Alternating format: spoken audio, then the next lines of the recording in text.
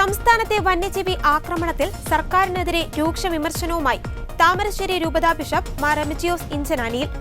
സംസ്ഥാനത്ത് തുടർച്ചയായി വന്യജീവി ആക്രമണത്തിൽ കർഷകർ മരിക്കുമ്പോൾ സർക്കാരും വനപാലകരും നോക്കുകുത്തികളാവുകയാണെന്ന് ആരോപിച്ച അദ്ദേഹം വനം മന്ത്രി രാജിവെക്കണമെന്നും ആവശ്യപ്പെട്ടു.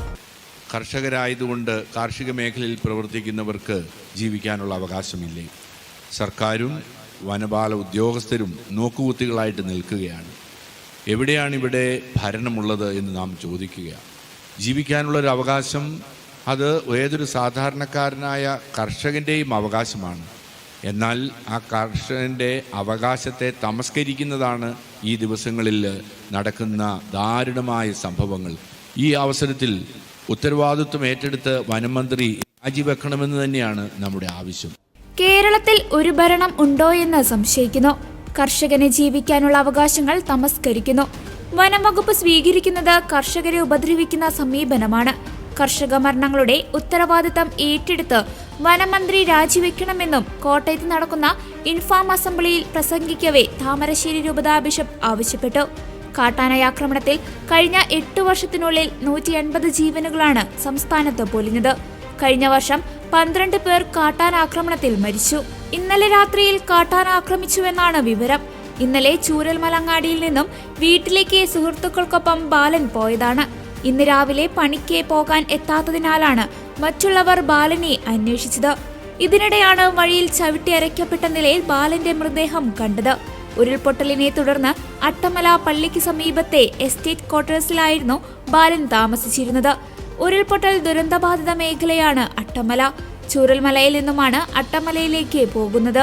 ദുരന്തത്തിന് ശേഷം അട്ടമലയിൽ നിന്നും ആളുകളെ മാറ്റി പാർപ്പിച്ചിരുന്നു. ഏതാനും ആദിവാസി കുടുംബങ്ങൾ മാത്രമാണ് ഇവിടെ താമസിക്കുന്നത്.